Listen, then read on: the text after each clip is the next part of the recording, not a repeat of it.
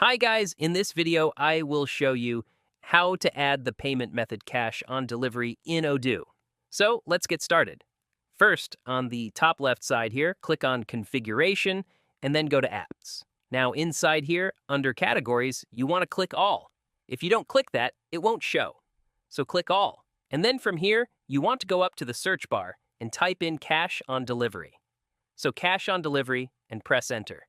And as you can see, it will give you this ship, Rocket Cash, and delivery app over here.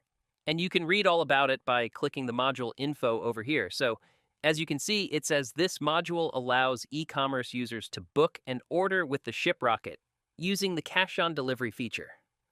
So just install it, click on the install button, and then click on confirm. And then in a few seconds after it stops checking your module, your cash and delivery payment method will be added. And you can then customize it according to your needs.